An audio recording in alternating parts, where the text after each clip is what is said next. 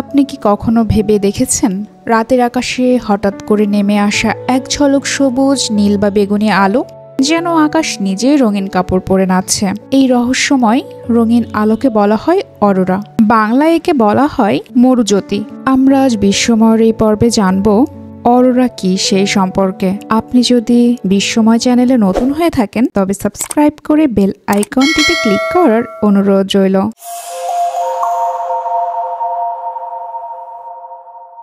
এটি পৃথিবীর সবচেয়ে মনোমুগ্ধকর ও বিস্ময়কর প্রাকৃতিক দৃশ্যগুলোর একটি। অরোরা দেখা যায় পৃথিবীর উত্তর ও দক্ষিণ মেরু অঞ্চলে। উত্তরের আলোকে বলা হয় অরোরা বোরালিস বা নর্দার্ন লাইটস, আর দক্ষিণের আলোকে বলা হয় অরোরা অস্ট্রালিস বা সাউদার্ন লাইটস। যারা এই দৃশ্য একবার দেখেছেন তারা বলেন এটি যেন আকাশের ক্যানভাসে মহাবিশ্ব নিজে হাতে তুলির ছোঁয়া দিয়েছে। আমাদের সূর্য শুধু আলো তাপই দেয় না, এটি প্রতি মুহূর্তে নির্গত করে কোটি কোটি চার্জযুক্ত কণা, যাকে বলে সোলার উইন্ড বা সূর্য বায়ু। এই কণাগুলো যখন পৃথিবীর দিকে ছুটে আসে তখন পৃথিবীর চৌম্বকক্ষেত্র তাদের সুরক্ষা দেয়, কিন্তু সব কণাই আটকে যায় না। বিশেষ করে উত্তর ও দক্ষিণ মেরুর দিক দিয়ে কিছু কণা বায়ুমণ্ডলে প্রবেশ করতে পারে। যখন এই চার্জযুক্ত কণাগুলো পৃথিবীর বায়ুমণ্ডলে থাকা অক্সিজেন ও নাইট্রোজেন গ্যাসের সঙ্গে সংঘর্ষ করে তখন গ্যাসের অণুগুলো উত্তেজিত হয়ে ওঠে, ফলে তারা আবার শান্ত হতে গেলে আলো নিঃসরণ করে, আর এই আলোই হচ্ছে অরোরা। এই আলোর রং নির্ভর করে কোন গ্যাসের সঙ্গে সংঘর্ষ হচ্ছে তার উপর।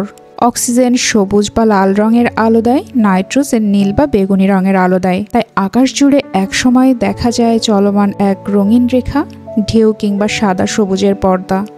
বিজ্ঞানী ক্রিস্টোফার রাসেল বলেন অরোরা হলো সূর্য পৃথিবীর মাঝে এক অদৃশ্য সৌন্দর্যের বার্তা। নাসার মতে এটি শুধু একটি বৈজ্ঞানিক ঘটনা নয়, এটি একটি মহাজাগতিক নাটক যার মঞ্চ হলো আমাদের পৃথিবীর আকাশ। সাধারণত সেপ্টেম্বর, অক্টোবর এবং মার্চ, এপ্রিল মাসে সবচেয়ে ভালোভাবে অরোরা দেখা যায়।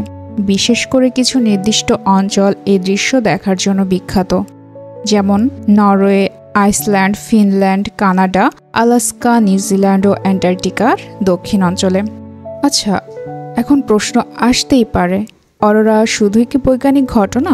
আসলে না। ইতিহাস ও সংস্কৃতিতেও অরোরা নিয়ে রয়েছে নানা কল্পকাহিনী। ভাইকিংরা বিশ্বাস করত এই আলো হচ্ছে দেবতাদের তরবারির ঝিলিক। ইউরোপের প্রাচীন লোকেরা ভাবত এটি স্বর্গ থেকে আসা আত্মাদের নাচ। ইউনুতি জাতির নেটিভ আমেরিকানের মতে এই আলো মৃত আত্মাদের বার্তা।